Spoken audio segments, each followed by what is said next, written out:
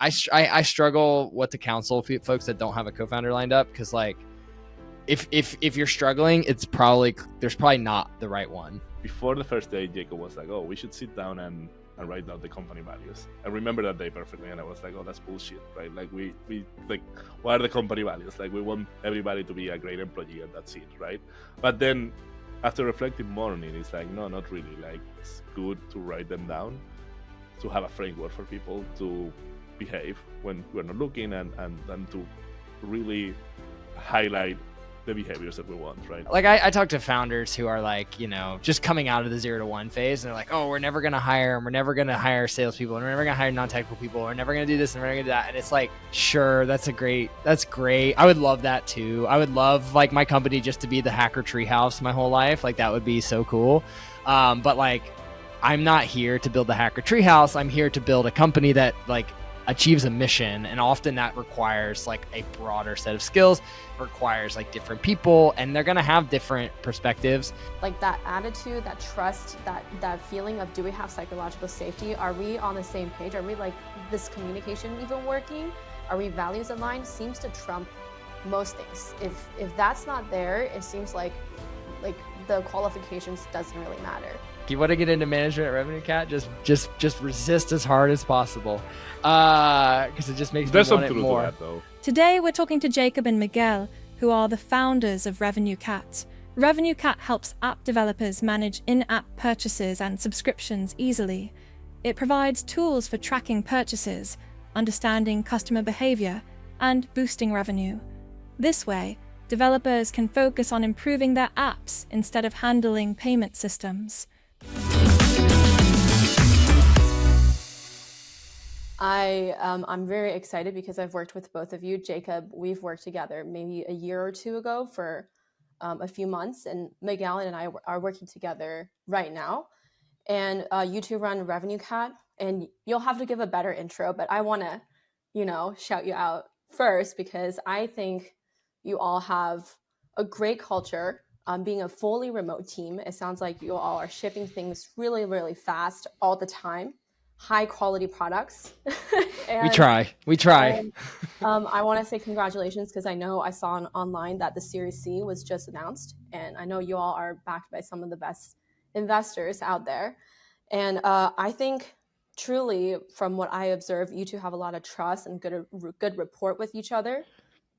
You've created something really, really special. And what I want to talk about a little bit later is like, what is the culture like, and how did you shape the team in a fully remote way? But I'll just pause there because I want to see if there's anything you want to say about the company that you want others to know that I haven't said yet. I guess the only thing that you haven't said is that we are in multiple time zones, which makes things a little bit more difficult.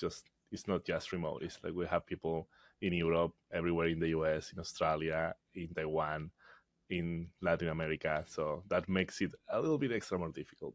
Yeah, and while we laughed a little bit when you said great culture and shipping things really fast, because it never feels like that on the inside. It always feels like we're just like barely keeping up appearances. And I think usually on average the end result is some version of what you said, but it doesn't feel like a given on any day. I'll tell you that. It feels like it's just a constant struggle to keep us in that spot, Yeah, and I think that's truth that a lot of CEOs will agree that, like all of a sudden we're having these external accolades and some things are working out, but on the inside it can still feel really chaotic. It's the chaos is the process, right? Yes. Like, yes.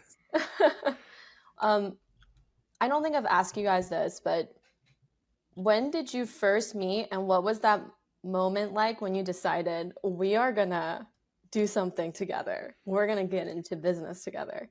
Maybe Jacob, you can go first. Oh man, we can make this a really good meet cute, Miguel. My very, very first impressions of Miguel were kind of like the quiet kid at the company I worked at, which is funny because like Miguel's like, wait, you're like 2 months younger than me or something like this, but like you were the quote unquote intern, which I would later learn is like a hack of the immigration system, more or less, at this company called Mind Snacks. That was I had joined as an engineer, and Miguel was working on some system, some content system that ended up not really becoming the star of the show.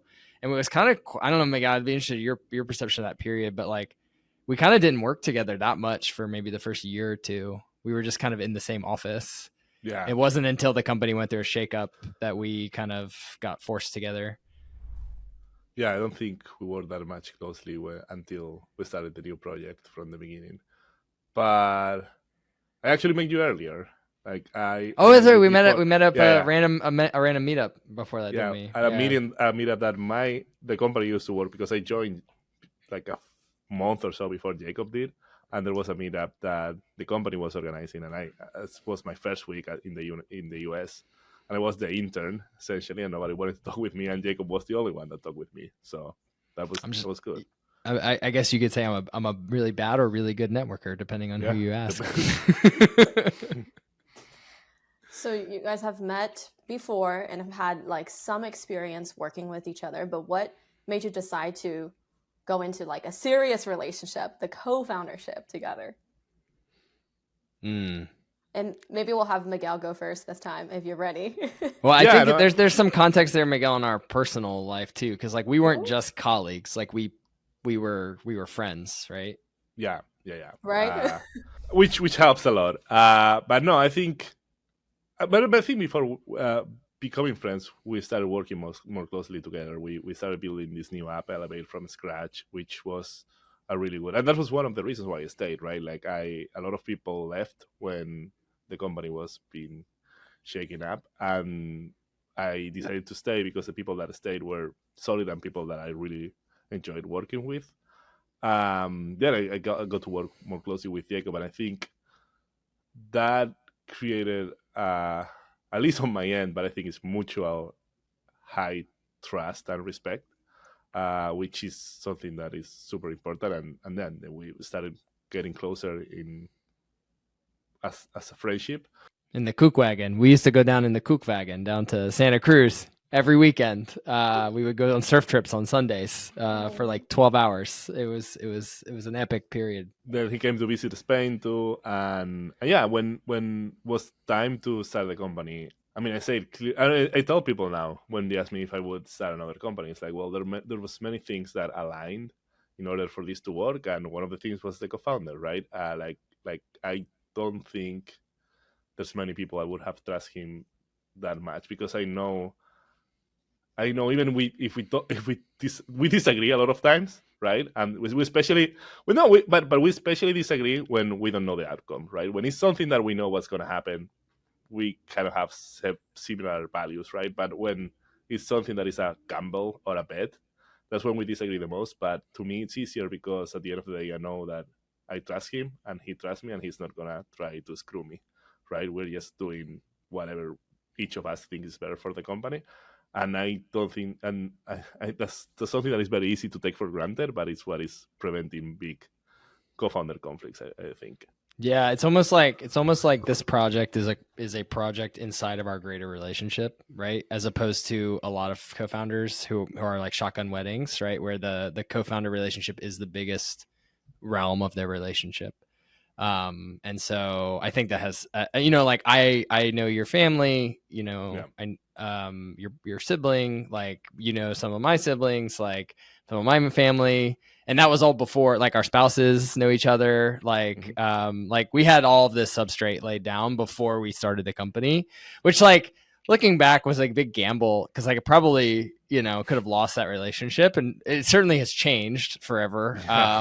We don't go to surf trips anymore. Well, we do when we can, but like, and so I think that's a huge component of it. Like, now that you say it, Miguel, but like, and when I'm talking to people who are like in the co-founder dating game, or like they're trying, it's one of these things, because it's like having a great co-founder is such a freaking cheat code, right? It's like the cheapest 50% of your equity you'll ever give away. But on the flip side, there's the only thing worse than no co-founder is a bad co-founder. And like, yeah. I struggle what to counsel folks that don't have a co-founder lined up, because like, if you're struggling, there's probably not the right one, right? Like for us, like I left Elevate I don't know what it was, end of 2016. And I didn't really have like a start a company plan in place. And, you know, I kind of wandered the desert for a few months and played with some ideas. And then later that year, Miguel, you were about getting married. That was the year you were getting married. So I was about to go to Spain anyway. And I think it was like 2 weeks before your wedding. I had started cracking on this idea that we had talked a lot about. That was another thing. Like we had started talking a lot about this idea of RevenueCat. We had worked on this problem together. And I hadn't really thought it was going to be my life's work until I had crossed off every other better idea, more exciting idea I had. And then once it kind of came down to like, that was the idea, I think. And I spent a few weeks like penciling it out, you know, kind of being like, does the math work? Could this business exist? Whatever. And then I was like, well, there's only one person that I would build this with. And so like I went and just presented my case to Miguel. I think I kind of half tricked you into it a little bit. I didn't come over saying like, I'm going to propose to you as a co-founder, but I just said like, come help me hack on this idea. No, And then you were hooked. No, well, that's also how I thought about it too, right? At the beginning, like I was in the middle of immigration processes and things like that. So I couldn't think of like, oh, this is gonna, I wasn't thinking about like, I mean, when it became serious, obviously, right? But at the beginning, it was mostly like, yeah, I love working with Jacob. This problem needs to be solved. I've suffered this problem. Let's build something. And yeah, that's how we started, like working on, like for me, it was like every night and the weekends, essentially. That's when I stopped surfing. I mean, I think it's important for everyone to hear about, like, really, Jacob, what you said, the co-founder relationship is a project within the grand relationship, the grand friendship. And Miguel, you said like just having that deep trust, like I know he's not going to screw me over. Like I just really trust him. And this is like chapters and chapters of it, your friendship evolving. You were already a guest to his wedding. And then, you know, there was like this project. And I want to like contextualize it a little bit. So 2016, now it's been like what, 8 years since that initial idea. And that now you're at how many employees globally? Coming up on 80, I think. Yeah, okay. 70 something, 80. And then the problem is what RevenueCat does is... Oh, what we actually solve? Yeah. We help developers make more money with the power of computers. It's specifically, we make software that enables developers to build and run mobile subscription businesses. Would be like our shortest pitch. And you know, it's a multi sort of faceted weird product that doesn't have, you know, a ton of other comparables, but you know, we help developers add subscriptions to their app really fast, and then we give them infrastructure for building and scaling their businesses, growing their revenue, having an understanding of how they're doing, and it's and now like exporting that data. It ends up being it's a big back end, front end. It's actually, you know, in terms of interesting, I joke that it was like not an interesting project. Like it's on kind of a boring problem, but on the upside of that is once you hit scale on something that's scaling, like the problems become interesting, like computer problems and people problems and marketing problems and all of that stuff. I've had no shortage of interesting problems to solve. But not only the scale, which is already a big problem per se, but also like the core business or the core concept is boring, but then all the things that we're building on top of it, those are real tools that developers use. Because the other thing is just like the infrastructure, right? But once we build other things on top of it, like paywalls, price experiments, all the other things that actually help developers make more money, then it's when it becomes a lot more physical, I would say. Yeah, you can see it. Yeah, but that's only been in the last year or year and a half, which is, it took us like 5 years of just building plumbing essentially and dealing with scale. Like you know, once you have product market fit and something that's growing, you know, like it's a lot of it time you're just trying to keep up. But we finally, in the last like couple, you know, maybe 18 months, 2 years, have gotten ahead of it and actually been able to build on top of it. But our product now is a company. Well, since you've gotten to scale, like what did each of you think was the biggest like underrated problem? Maybe you didn't think it would be a problem, just like on the overall company operations. I mean, it's just people. Like that's most of our problems, right? Yeah. And it's not even like individual people being a problem, but like just people in groups trying to achieve a thing together is very, from a systems dynamics perspective, there's just so many vectors and numbers and things that like to try to break it down. It's like literally impossible to like, not literally, but it's something a computer can't break down into like linear operations, right? It is a very complex machine. And it's full of emotions and it's full of like, I don't know, you have a bunch of these meat computers like plugged into the real computers and like, you got to make them work together. Right. And there's things like ego and there's things like, you know, personalities and all of that stuff. And you're trying to layer this on top of a physical machine, of a computer, right? Of a computer process, right? Or computer or business process, right? It's some inanimate object, right? But in some ways the people problems sort of rhyme at every scale. So like, you know, you see the same sort of problem with a slightly larger number of people, a slightly bigger scale, you know, where it's either people not getting along, you have an underperformer, you have a person not excited about their work, disengaged, engaged, like, you know, whatever, or like sometimes skill mismatch, like you've got somebody strong and somebody weak, or and a lot of times that's just like, you know, whatever, like moving things around. I think one of the challenges with this work on the people and company building side is how just discrete the work is, in the sense that like you're dealing with like integer people, right? It's not like computers where you can kind of scale it up and scale it down or like whatever. It's like with people, you know, adding or removing an individual person is a huge operation, right? And even shifting organizations around is a huge operation. And a lot of those operations are one-way doors, right? You can't like A/B test that inside of an org. Like you have to like, you know, ideally you would love to be able just to like move quickly and move things around, but yeah, these are people, right? And these are their livelihoods and like all of this stuff. And I think it's just it's a very constrained and interesting problem. And also I don't think Miguel and I are necessarily like born to solve. I think an extra complexity to our setup is the remote thing and the multiple time zones thing. So like we tend to see a big difference. That's why we do the offsites once a year, right? There's a big difference when you see somebody in person for the first time and you meet them in the real world. Because sometimes like you might be arguing on Slack or somewhere with somebody that you've never seen in person, right? And the connection that you have is never the same. I mean, depends on the people. There's some people that are like have been on the internet for many years and they know how the deal is, but not everybody's like that, right? So yeah, that's another thing that I really underestimated how it was going to turn out, because it's interesting to see that there might have been in the past some people that maybe collided a little bit more and then they see each other in person and then they get along great and it never happens again, right? It's like giving context to that message that, hey, do this, do that, that there's my feedback. And this person, like going back to what you two are saying about each other, we know your siblings, your spouses, and your life, where you're coming from, and that helps people give each other the benefit of the doubt. And I think Miguel, you told me this. It's like even down to like how you guys onboard people. It's very clearly like upload a real picture of yourself on Slack and like do this, and do that. I think that's a trap. That's a trap we put in. I don't know if we should talk about this one, but yeah, it's fine. We've disclosed it many times already. So. But like, I mean, we give people like a really clear checklist, like here's your first week. And like, and there's some tasks on there that are more open-ended, like solve the big problem you're hired to solve if you're a high level person or whatever. But like one of the checklist items is just like, set up your profile pictures because it matters. Like it helps with Slack and stuff like that. And like, there's always your joke. If somebody doesn't set their Slack profile up within like the first week, it's like 50-50 chance it's probably not going to work out. Like I mean, I would actually love to run the regression on it because it's probably pretty close.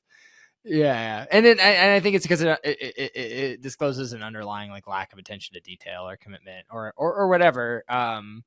But yeah, we do as much as we can in the remote environment to bring people's peopleness out, right? Like, you know, we grew up, I think this is something that's somewhat unique. You see a big opinion sort of gulf between generations here. I would say millennial founders and younger, and like maybe Gen X and older, in that like millennial and younger, like we all had the internet at like our preteen years, right? Like I got the internet when I was maybe 10 or 11 and I spent a lot of time on it. And a lot of us spent a lot of time on it. We built communities on the internet.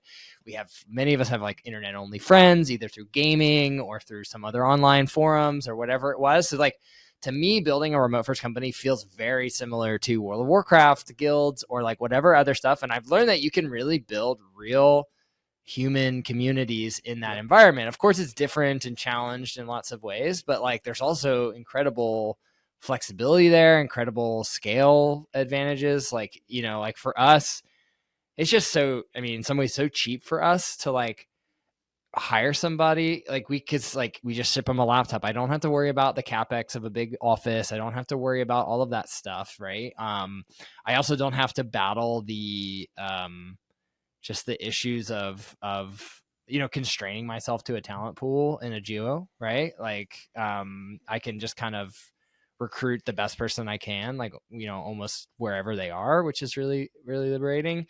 But yeah, I mean, I think it's, yeah, it's been, you know, I always say remote work sucks, but that's okay, right? Like, it's fine. Like, of course, I would love if we could all teleport to the same place like every day and work from a big room. That would be kind of cool. But we wouldn't have been able to build this team. Yeah, that's the thing. It's like, people always go like, wouldn't it be better if your team were co-located? I'm like, that's great, but the premise is invalid because like I could not build this team co-located, right? Like this team can only exist as an internet team, as a remote first team. But anyway, offsites are very interesting. Going back to the initial, I don't know what the initial question was, but when you meet somebody, it definitely does add a dimension that you can't fully grasp online. That's 100% true. Let's talk more about like what the feel is. Culture is, I mean, it's such a big word nowadays, but it really is how our people are behaving. What is like our collective personality? What are some of our rules? So maybe Miguel, what would you describe the people feel is inside of like our RevenueCat, and how did you think you guys created that? It's very interesting because when we hired the first two employees that we hired were friends of ours. Also friends from those surf trips. Yeah. The only two crazy the whole people surf bus we hired. The only two crazy engineers that would be like, okay, let's go with two crazy people, take a salary cut and see where their venture goes. But yeah, before the first day, Jacob was like, oh, we should sit down and write down the company values. I remember that day perfectly, and I was like, oh, that's bullshit, right? Like we like, what are the company values? Like we want everybody to be a great employee, and that's it, right? But then after reflecting more on it, it's like, no, not really. Like after working with Jacob for a long time, I know what our values are and what are the things that we consider important. So it's good to write them down, to have a framework for people to behave when we're not looking, and then to really highlight the behaviors that we want, right? So that was like the initial step. And then I think when I don't think to add to that, Miguel, I don't think most co-founders could get away with that because we had such a long working relationship. Like we were drawing from at that point 5+ years of working together. And that's I think for most people, if you wrote down your company values for employee number 3, it would be bullshit. But for us, it actually drew from a lot of truth. Right. No, for sure. But then it was the same thing when we hired the first person, the third engineer. One of the questions he asked me was like, okay, how would you define the culture? And it's like, well, like you work with me, you work with Jacob. It's that plus whatever you're bringing in, right? Especially at the beginning, the first 5-10 employees, those are the ones that help define it a lot and are critical. And then I guess it's just like a matter of like protecting it well and making sure that the culture evolves, but evolves in the right way, right? And being super transparent about what are the things that you are willing to not willing to compromise, about the things that you're willing to improve or change, and what are the things that is like, no, this is who we are, and we are doing these things, and this is what we believe, and this is what it has gotten us here. And being very protective about those particular things, right? There's certain behaviors and characteristics of like early startup employees, like the people that just have super high risk appetites and very that that kind of take your culture doc or whatever and interpret it through that super early employee lens. But then as you scale, like the talent pool gets bigger and you get less, I won't say risk averse, but like people who wouldn't necessarily go be the first 10, but they would be happily be the first, the first 20 or the first 40 or the first 100. Right. And they're different. There are differences, I think, in those folks, like, base like risk profiles and all kinds of other things. And that changes the culture. That changes the interpretation of the cultural values and like sort of changes people's, I don't know, willingness to put up with, company process stuff or like whatever. And I think it's worth defending some of the stuff, especially if you had a successful escape from 0 to 1. Like, obviously something was good there, right? Like something of those first 10 people, something in the co-founders, something was good there. And you shouldn't just like, once you get to 0 to 1, dismiss it and be like, oh, okay, that's it. Now we bring in the big company culture, like whatever. Right. And I think that's the damage that happens to a lot of companies. I think it kind of almost happened to us in some areas. But I also think, to swing the complete other way, I think if you go like 100% pirate culture, if you like totally like disregard some of just the like basic company-ish stuff, like that little bit of transition that your company and you need to make, you're going to end up like I talk to founders who are like, just coming out of the 0 to 1 phase and they're like, oh, we're never going to hire them. We're never going to hire salespeople. And we're never going to hire non-technical people. We're never going to do this and we're never going to do that. And it's like, sure, that's great. I would love that too. I would love like my company just to be the hacker treehouse my whole life. Like that would be so cool.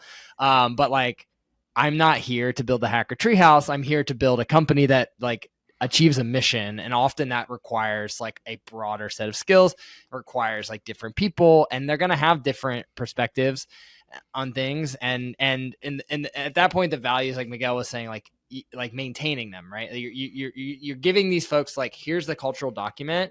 And then ideally that's only the beginning. You need to be reinforcing that like progressively, like through the day and through like all your cultural touchstones. So like on our company call, we're always like trying to like find the things that Miguel and I think align well with the values, and weren't explicitly asked for, right? Like people like sort of like novel applications of the cultural document, and highlighting that. Making sure like all of our performance management stuff, like when people are getting promoted, like they're getting promoted because they align to that document in some way, or at least like referencing that document to give people some stuff. But yeah, it doesn't, I think cultures tend to get worse if you don't. They're like gardens, right? Like you just have to tend them. You have to tend them. You have to pull the weeds once in a while. You have to like care. They're going to change. They're going to evolve. And you just have to be intentional, but also exactly. Like that's open to change too, right? But you need to be extremely intentional. That's why I see a lot of people failing, because if you are like, oh, I'm gonna adapt this thing that is what the big company or whatever company that is trendy is doing. If your system is broken, maybe try that out. But like just doing something because whatever company does it, that's never gonna work for you, because if you don't even know if it's really working for that company. That's their marketing, or that's how they're promoting externally, right? And as we said, every company internally is a shit show potentially. So I think intentionality is super super important here. Like you're making changes, you want something to happen, but like why? And evaluate if what you're doing right now is actually getting closer to what you want versus we're doing it because everybody else is doing it. And we'll go in periods where we're focusing on like a weak point of the culture, like maybe not so explicitly, but Miguel and I will be like, okay, like where are we strong right now on our 4 values? Like, maybe it's shipping, maybe it's balance, maybe it's whatever.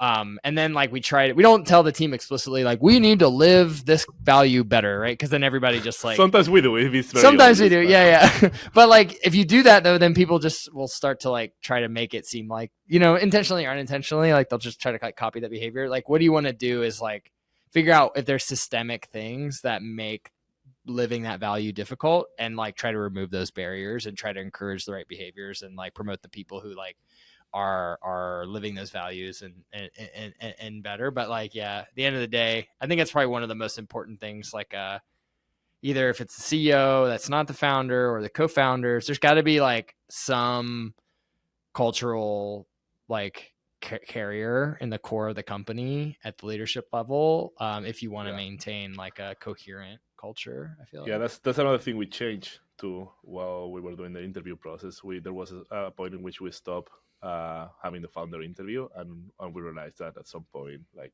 yeah, we wanted to do it again because it doesn't take that much time at that point, and it's also a great opportunity for the candidate to meet us and ask real questions, right? And I think that was a mistake that we shouldn't have stopped doing. And that's a great example of, hey, like some advice you might get out there from investors or founders are like, stop doing interviews, stop being involved in this, but it may not feel right for you. And what I'm hearing and what I've always known about the two of you is like these values came from like yourself. It's very authentic. You didn't just like find some startups values and say, we're going to be like this. It's like, we are like this. And then, okay, people we like and like things that are working, it's like this, and then we improve more. So it's like almost a very like scientific way of developing it based on reality. And then I think like what I hear about the scale is being very first principled. It's like very simple but hard to do, and being able to sniff through the noises in the advice that you're hearing from other people, and just saying, hey, like this is what we want to do, this is what works out for us, and we're going to continue to do that. And what you say about like having the cultural touch points, I think I want everyone to pay attention to how there are a lot of different touch points. One of the touch points is between the two of you, of what's working, what's not working, where are we strong, where are we weak right now. And then it may be like an all hands thing, and maybe an email thing, and maybe like the annual retreat thing. But what are all the levers we can pull to get people to like set them up for success to be able to behave that way? And it's not so different to like, I think about Singapore, where like as a country, they created a lot more walking paths and shaded paths, and like they want their people to be healthier. So they just created those Right. paths. Make it easy to do the right thing. Exactly. Yeah. So that's what I hear from you guys. And also I think like what's important as you scale is not just you two will uphold the value, but you're finding more and more people to be leaders, and like, so to scale the way that you behave, to scale those ideas. So what is your unique way of finding those leaders? Forcing them to do it. The ones that don't want to do it. The one who's most resistant. That's like that's your hack. You want to get into management at RevenueCat? Just resist as hard as possible, because it just makes there's me some want it truth more. to that, though. Like, we're joking about it, but there's some truth. Like people that just wanna. Because I think that people that just wanna be the leaders for their own reasons, because they wanna be the ultimate decision makers, or the one with the influence. Oh, not only are they bad managers, Miguel, those are the most psychotic and toxic ones. Like that's like, I don't know, maybe that's TMI for a podcast, but like, I really think that's just like, I mean, I know, because I think I was that guy, and like maybe I built this thing for that reason in some regards. Luckily, like a company will just kind of squeeze that out of you over time. Like. I think there was a period where I would have been like, I just wanted to be the boss. Like that was like a goal of mine in life. And then now, like after a few years of this, you're like, I would give anything to not be the boss anymore, for a day, right? Like now I have a mission, which is a very different way of leading, right? Than I just want to be a boss or whatever. But yeah, we've had some success with this, like with finding folks that are reluctant. And we didn't invent this. There's a great like Steve Jobs quote about this, talking about like the best managers are like the really competent ICs. But yeah, I don't know, Miguel, you've had some trials and successes here. I would say engineering is a very interesting area, especially how the bigger companies have been dealing with this problem, which also has created other problems. But they identified very early on that there are people that are like gifted and really great, talented engineers that they don't want to get into people management, or they're even not good at people, and there should be a way for them to keep growing in their companies without like getting into management. And that's how the dual career progression was invented, which makes sense. And given that we serve developers and we help developers make more money, there's an argument for us to be the same way and be like, hey, you can grow. But then the problem is that it's a lot more difficult to find managers, or a lot more difficult to find managers that are technical enough and understand the product enough so that they can become a lever instead of a bottleneck or a blocker for the team. And what we've been doing is start slow with like some tech lead positions or something like that is a little bit more well defined, which is like, okay, you're gonna be in charge of dealing with the project, with the delivery, with the organization of the project, but not necessarily with the people management, and see how it goes and then how you like it. And then after that, there's an opportunity potentially to become a manager. Because what some people realize is like, and hiring is a team effort, but if we hire really well, the people management is not that much. Super deleveraged. Like if you start hiring poorly, like if you have like people team issues, and then like you compound those by continuing to not hire great. Like I think it's why the talent density thing is like, just hiring as best as you possibly can on the talent and not sacrificing. It's like only a little bit true that like on the first order, somebody who's like if you could grade people from 1 to 100%, you can't. But like say somebody who's a 70% versus an 80% of the market, like top of talent or whatever, like maybe doesn't matter for the single task at hand. But when you compound like a bunch of folks that are like maybe not the best you can do, there's a second order effect which happens, which is what Miguel was alluding to, is that like team becomes dysfunctional, then they start to turn in on each other, then it becomes like just this big mess, and like you need like somebody who's like a manager to like manage them, right? And like and like that's kind of I think how most of the industry is structured, at least on the IC like frontline manager world. Mm-hmm. But if you go the other way, which is kind of like the tack we've tried to take in the last couple of years, it's just like as close to the best possible, most talented, innately talented people we can possibly find, and like concentrate them together. Then the management problems you can kind of put like a novice manager in there, as long as they are, like Miguel said, are a lever, like understand the product well enough, are like, well liked enough and willing to do like the minimum like kind of management work. And it's, we don't have too many years of trials here, but it seems to have worked. That's how it is right now. It's 50-50 external and internal managers. And I think it's been a really good mix, because the internal managers know the product really well, have been able to help the new ones, but also the new ones that we had. And also it's defining what engineering managers means here, right? And for us, it's not like a coach necessarily, right? Like it's part of the job, but it's like delivery and people, right? And if you focus too much on one or the other, then you're not going to work here. In fact, I would say that shipping is probably more important in your company than people per se. But again, it like solves, if you're shipping, you will need to solve most people problems to ship, and shipping solves a lot of people problems, right? Yeah. Like there's like some benefits there. And I think Miguel, you talked a lot about the engineering management problem, which I think is a special sort of subgroup of this problem. But like there's also the like, how do we find, I think especially executives, which is like Miguel's and my other big responsibility, is to bring in like true leaders, which does mean something different than like a line manager or whatever. Not that those to diminish those folks' contributions, but like they'll have like a little chunk of the company, and like you want them to be culture carriers as well.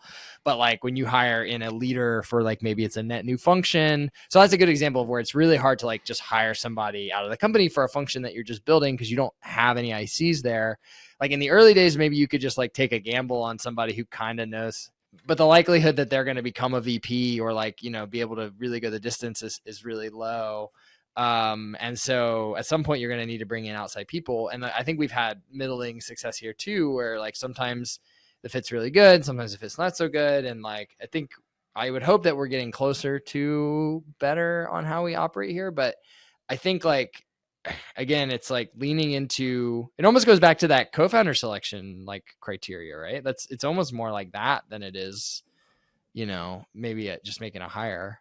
I think we're getting much better too about like setting expectations and clarifying, and even in the interview process too, right? Being more strict to find the fit, because that's the other thing. It's not that like most of the people that we end up interviewing at those levels are great people that did great things at a great companies, right? But it's like, are they the real best fit that we can find for our stage and what for the problems we have? That's there's a real tendency to like hire somebody on credentials at that scale, and like I think that's a huge mistake. Like, Yeah. I think you're embarrassed to like interview somebody hard who's like quote unquote fancy. And it's like, listen, like if they're going to give you guff for like asking hard questions, then like you don't want to work with them. They're too egotistical. If they can't answer the questions, you definitely don't want to work with them, right? If they can't impress you, you definitely don't want to work with them. And I've always found the folks that are at that level and like answer the questions well and like don't push and like and give no guff, like they can usually walk the walk, right? And so yeah, I think this is one still where, you know, we very low number of trials, like we've only hired a handful of like leaders, like executives at the company, but I think over time I'm leaning more and more to thinking about, I'm not just hiring a tool for a specific job, which you are, like usually it's like you got sales or you got marketing or you got whatever, but you're also like hiring somebody who's going to be, you know, for Miguel and me, like a core part of our day-to-day experience. They're going to be our first line of defense.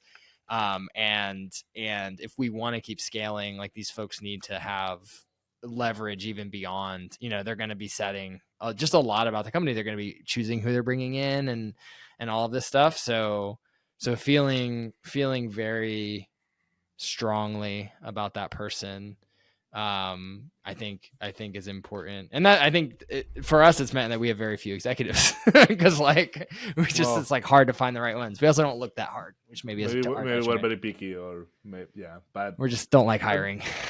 That's that for sure. But yeah, they have such a cultural impact in the cultural impact too, right? Because they will bring a lot of people. Those people will hire other people, right? So, and that can happen really fast. That can happen really fast because these people are professional hires too. So, yeah, I want to get some dig into two of the things that you talked about. Basically, we talked about how like you have been really focused on the ICs that are doing a great job and making it easy for them to become managers, and that's how they rise through the ranks. But then sometimes that's not quite enough because the company is growing so quickly and there are demands to bring out outside managers, especially at a higher level. So with the people who are rising up, how do you convince them if they're resistant, and how do you teach them even the basic stuff? So that's one group of the question. The other group of the question is like, how do you feel for the trust when you're interviewing for the execs? And maybe one of you can take one, maybe Miguel, you can take the one with the how do you convince people to get there? Well, I think it really depends on the person, right? You really need to understand what motivates the person. I was gonna say money helps, but not in all cases. No, I don't think money helps in all cases, right? Some cases. But I mean, with some examples recently where like, yeah, we had somebody that joined kind of early and really was like, yeah, this my current role is not even what I wanted to do at the company, but I love this company and I think I'm doing a good job, and I will do whatever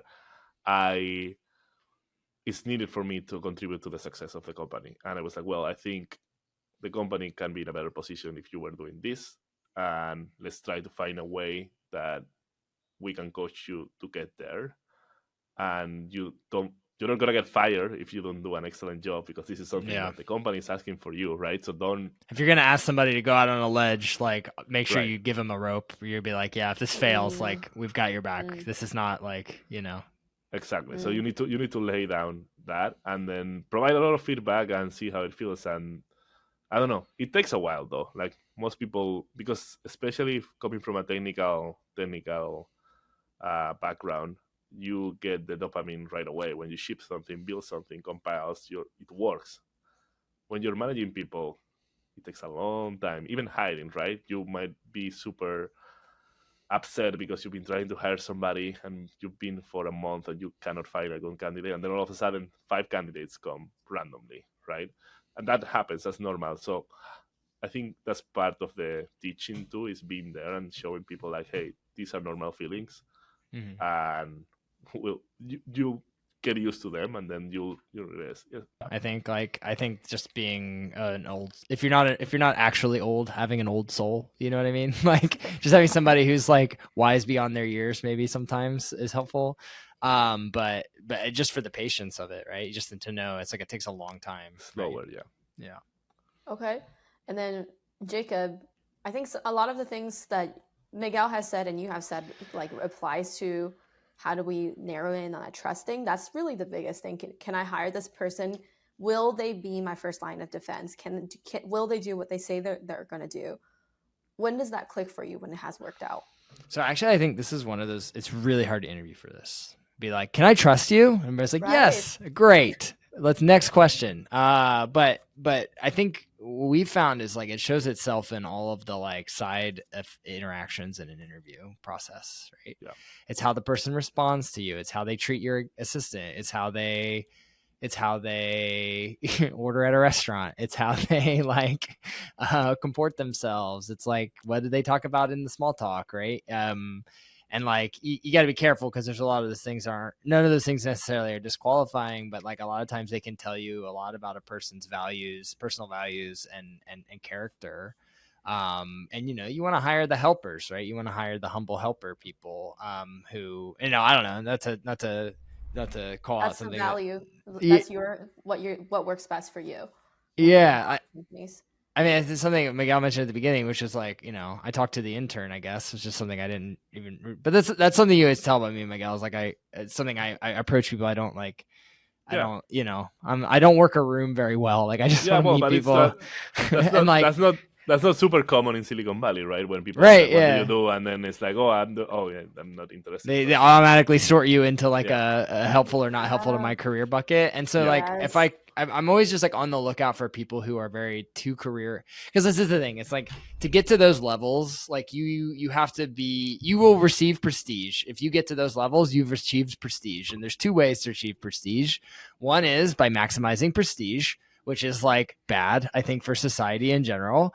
And then there's you receive prestige by maximizing value, and then prestige follows, right? And so you're constantly just trying to like sort out like, is this person a prestige maximizer or a value maximizer? And if they're a value maximizer, that's who you want to hire. And so it's those little subtle cues. And then like, I don't know, so much of that checkbox, because like Miguel said, like so many of these folks, the executive level can check a lot of the boxes. Like they'll pass an interview. Yeah. Nobody's going to be perfect. Everybody's going to have strengths and weaknesses. Ideally everybody's really high intelligence, right? Like, and all of that. But like, and this is, I think it's tricky to fit it into an interview, but there is just like a gut feeling there. There's like a bit of an emotional decision there, which is like, okay, having spent time with this person, if this interview process became every day, like, am I going to do I feel I can trust this person? And like, I'll say like, I've had, mixed results on VPs that like were more and less honest, and not like Enron level of like hiding information, but just like volunteering only the good stuff. Right. And then it leaving me to hunt down the bad stuff, and getting the executives that could feel safe and whatever and honest enough that we can just have the conversation, and it's not like I'm constantly like digging and all of that stuff has been just there's a huge gulf between those two different profiles of leader.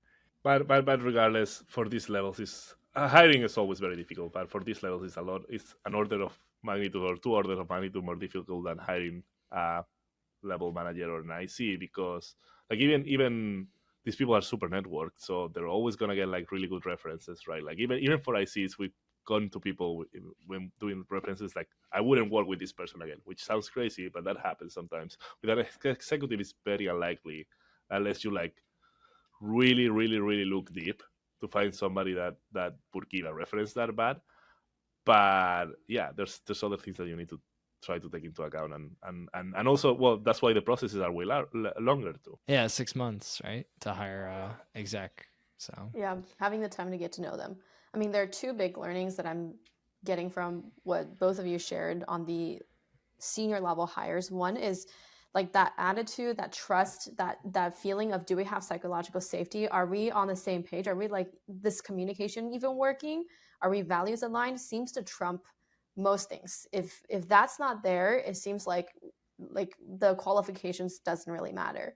The second thing that I'm learning is creating those opportunities to have some of those side interactions, have them interact with your assistant, go out and like, I don't know, get a meal. I've actually heard another CEO like part of the interview process is that they'll cook a meal together. So Oh that's yeah, even like wilder. actually have them in your house, right? Yeah, exactly. And yeah. that's a whole nother situation to see how people will interact and whatnot. To Do have they help? Do they help with the dishes? Exactly. But but like you said, Jacob, none of those things are disqualifiers, just information to see if this person is going to fit into the feeling that we've created, the behaviors that we've created, that we've worked so hard to have all these touch points for.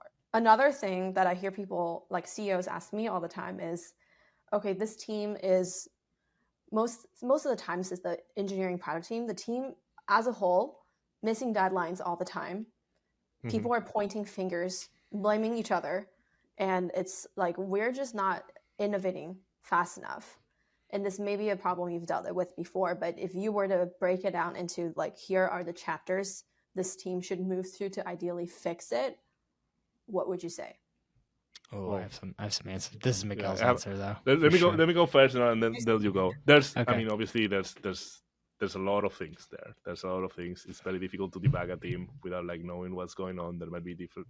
It might be performance issues or other things related. But assuming everybody's good, like one of our values is always be shipping, right? And that was deliberate. We wanted to tell everybody that every day counts, and that we have very ambitious goals, but in order to hit them, we need, like, every day counts. We need to be shipping and making the product better every single day. And at the beginning, that's how it looked like, right? Like a customer will write through Intercom and be like, oh, I would like to have this chart, or I would like to have this integration. And we're like, okay, you'll have it by the end of the day, pretty much. Then it was great. At some point, you end up not tackling the biggest projects, right? Because you're always thinking of like such a short period of time. Then we switch, hire more people. We've been through so many iterations, but one thing that we're doing right now that it works. I've always been a little bit allergic as an engineer to deadlines, because I always try to work as fast as I can anyway. So to me, it feels like a deadline is meaningless. Now we do use deadlines, but for a different purpose. We do them to make sure that we don't increase the scope. So essentially we say, okay, this is going to be the deadline. We're going to ship it this day, and something, right? And now it's a matter of us deciding, like, okay, what is not that important? So that reinforced the MVP mentality of making sure that we're going to ship something, we're going to put it in front of customers, potentially, or like, at least we're going to know what's the minimum thing that we can put in front of customers. And then we'll learn more, right? Because sometimes we are just guessing.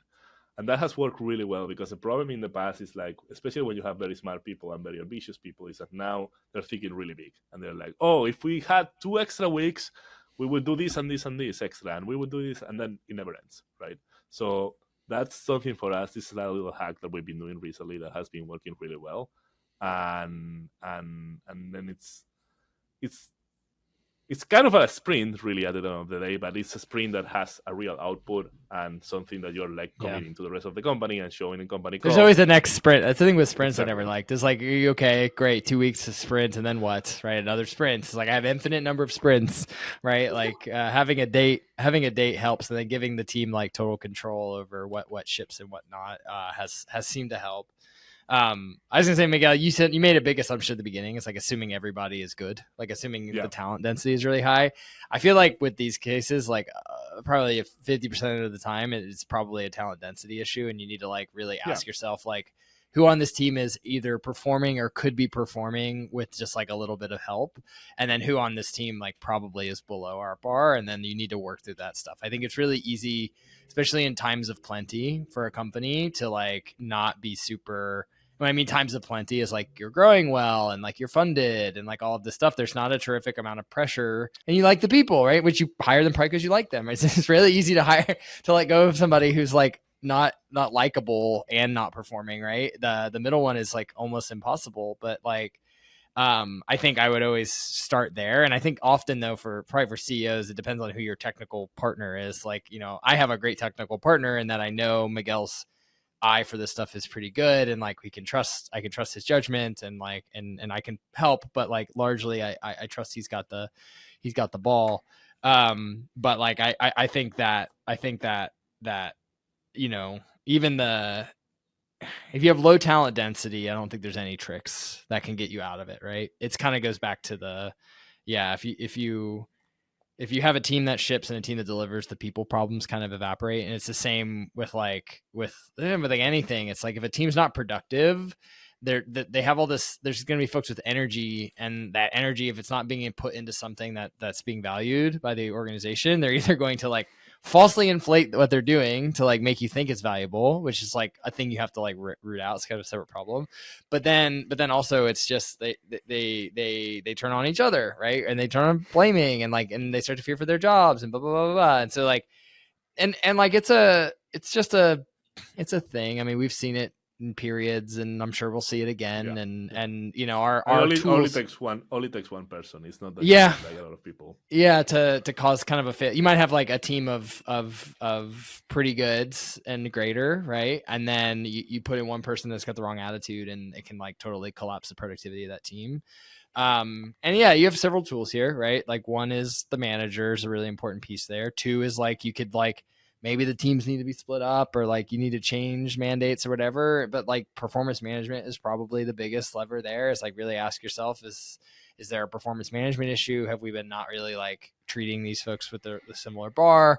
And I found that has been one of the hardest things to propagate beyond the co-founder set, is like the ability and incentive structures to make really tough decisions on the management side, like when you need to performance manage somebody out. Because like, to be honest, you can build all these systems, you can have rubrics, but there's so much subjectivity in the rubric, right? And like, I think you also need to, unless you're a very experienced manager who's managed many terminations, like there's a ton of emotional biases that go into letting you see and not see the reality. And so that's I think we've maybe come through the woods on this, but I think that was a really hard thing for Miguel and I to communicate, to transmit to that next level of management, which is like when and how to like initiate like a performance management process. And again, even the most junior managers are able to detect when somebody's toxic or is doing something illegal or is doing something that is clearly not okay. But when it's that middle ground of like, okay, yeah, like we're sure that there's a lot of people out there that are better than this person, but this person is nice and took a long time to recruit and stuff. That is when it's become more. It's even in the obvious cases, like sometimes you'll have a manager who's just like telling you all the problems with, you know, a certain situation, and you'll be like, well, have you thought of like kind of the most obvious thing here, which is like maybe it's just not the right role for this person, you know? But like, I don't know if that stuff will ever get easier. And like to a certain degree, it should always be difficult, right? Because it's a big tool to wield. But I think like, I think so many performance and failure to perform are all downstream of like the people that you've got in the seats and like what you told them to do, right? And like I think, and it's almost why like systems like even OKRs and like whatever I all think are kind of like window dressing on top of like a talent dense team can use those tools, but none of those tools are going to make a non-talent dense team perform, right? Yes. Is kind of my belief these days. Now, you said you think you're almost out of the woods about how to teach your managers when to kind of terminate the B players, the middle ground, the ones that are not terrible, but you may like them, or maybe even the outright terrible ones. How did you come out of the woods? I mean, I think was just setting the bar. Like we never set the bar. Like we laid out this thing about 2 years ago now, called it was our talent vision, or like building. I think it's when you and I were working together, Sabrina, and this helped. I mean, I won't say it solved it, right, but like it certainly helped. And basically, Miguel and I had to get up and say like, this is what we want. Like we want like high talent density, and like here's all the reasons why. And like here's kind of, we didn't say it in literally those words because I think talent density is pretty nebulous and it's hard. Well, but like we just say we're a team playing to win. We call it a winning team, and like to win, teams that try to win things like really focus on having the best players that they possibly can get in all the seats, right? And that's going to just mean these three things. And one is like hiring really selectively. Another one is like training and pushing people aggressively to like hit goals. And then third, it's like being very intentional and not being afraid to use performance management and like terminations, like when it's necessary, like when you have to remove somebody from the team, right? It's adding, training, and removing. There's 3 operations to this process, right? And like, I don't know, maybe it sounds very cold how I'm saying that. I think in this world, we because it involves people and because it's like it's very emotionally charged thing, like there's come in a lot of euphemisms and a lot of like indirection around this discussion. But I think for Miguel and I, prior to that, whenever there was like, we saw a situation that wasn't going to work or we didn't believe was worth saving or whatever, like him and I were pretty much always the like initiator of that process, right? If it wasn't us directly, it was us through the manager, and we were close enough to everybody that we could make it happen. But then there was a period where the company stretched beyond our ability to do that, and we hadn't dictated this. We hadn't like put this as part of our cultural documentation. And I think that's where things got really weird, because like we had cases where, we weren't the best hires, that weren't the best fit for the people at the time. We kind of had to tell people like, hey, this is okay. Like perf managing people out of the company is okay. And then that's kind of all a lot of them needed to get it done. But yeah. Yeah, sometimes, I mean, it's always been the first time for somebody to fire somebody, and it's terrible. It's worse for the person that gets getting fired for sure, but it's terrible. But then, like when people get to see that the team is actually performing better without the other team member, and potentially not even slower but much faster, that's when it's easier for people to grasp. It just takes at bats. Like you just have to see it. Like we were really bad and scared of it at the beginning, and like you kind of always should be, but yeah, and that's what, going back to like how do you train up new managers, that's a big part of it, is like how do you get them through, if they have to have a term, like how's that first term go?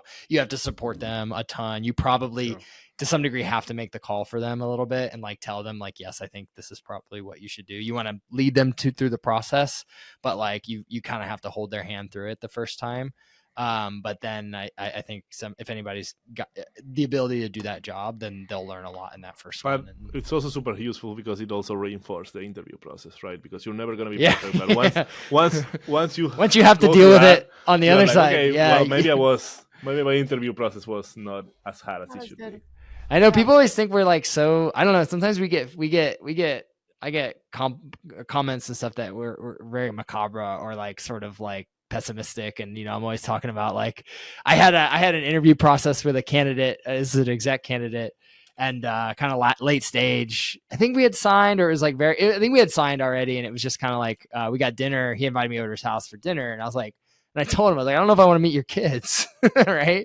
Like, and he was like, that's like the darkest thing somebody's ever said to me, and I'm like, if you were in my position, like you wouldn't think that's dark. Like you would just understand, like, this is just, this could be, like this may not work out. And like, I might have to and maybe, this person was much more, had been through the industry longer, and, maybe just, it's more normal for them than it is for me.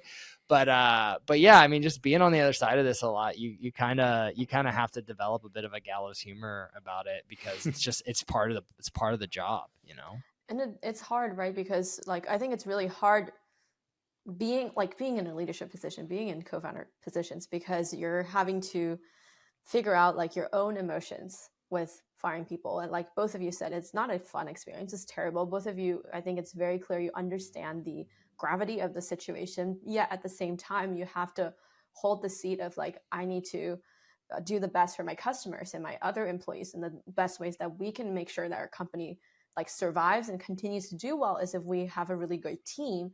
And that starts with teaching them a different behavior. I think early on in the company, you teach the behavior of 0 to 1, and then to scale, to like do all of these amazing things. But at some point, when that people problem becomes big, it's about how do we maintain good quality? What does good quality looks like? And when that doesn't happen, what do we do? And can we enable our managers to do more and more and more of that? So that, I think, is a really, really hard balance to do, because it'll always not feel great, but personally, but you see the benefit. So I imagine it's like a bittersweet thing to be able to hold. To say we're good at it, yeah. It's a weird thing to like take a victory lap on, right? but like, it's a reality, and that's what I was saying. I think a lot of people will use euphemisms and dodge around it and whatever, and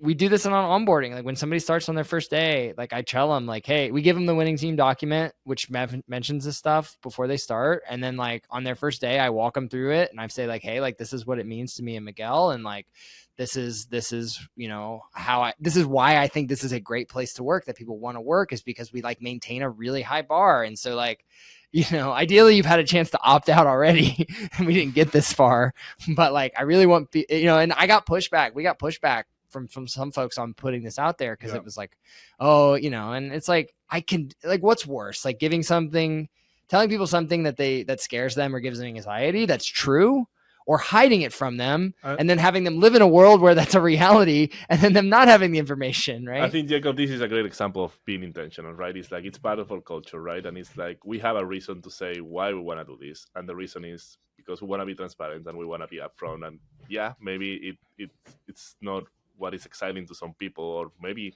potentially a majority of people in the industry, right? But for us, we think it's important, so we'd rather be upfront with it rather than get you be like, oh, we're sorry, everything was wonderful, everything was a dream in this company, but no, this actually can happen, and some people get fired. This is another example of, doesn't matter what other companies are doing, this is what your values are, this is the type of people that you are, and this is what works for you. And I know that we're nearing the end of their time, so I want to just do some like quick fun questions. Okay, and great. We need a palate cleanser after that one. No, I think that's a great one. It's important to be honest, right? About like the most important thing of any business is it's people. And it's if we 100%. Don't talk about it, like how else do we know what are other examples to follow, right? So the first question is just like the best piece of advice that you've ever gotten. It doesn't have to be about work, about anything that comes to mind right now. I mean, I have a funny one, but maybe do a YC one, Miguel. That'd be better. The YC one, talk to customers every day, essentially. Yeah. Don't do customers every day? Talk to customers every day. Talk to customers every day, yes. Yeah, build something they want.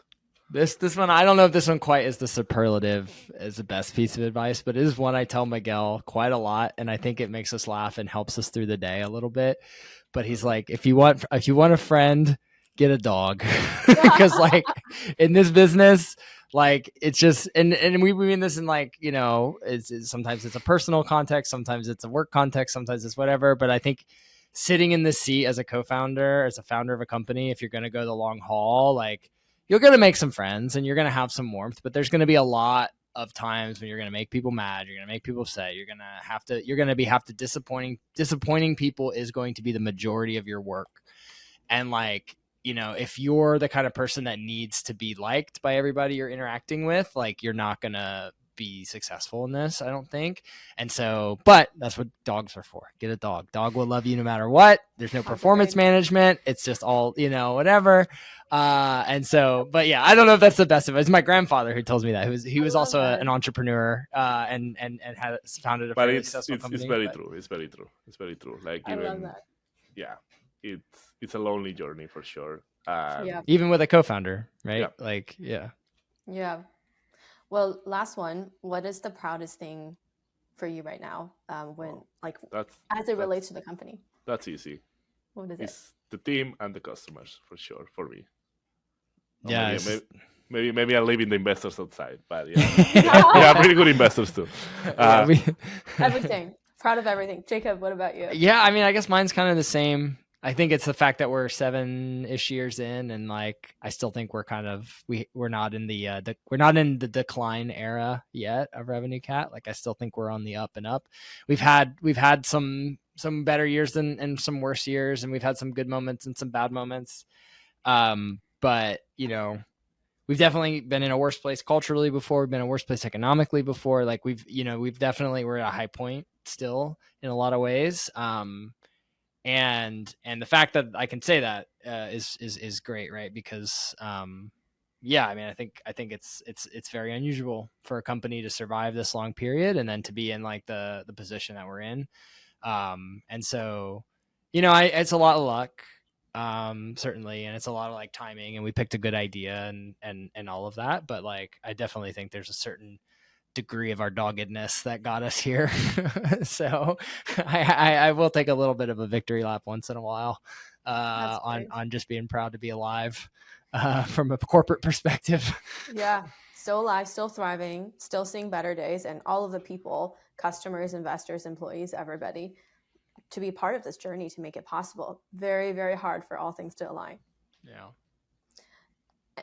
Anything else that you want to say that I haven't asked you? I think we dumped it all out, Miguel. I think all of our secrets are known. Yeah. Okay. Everything is out there now. It's very easy to get a job at RevenueCat now. So much for our good hiring pipeline.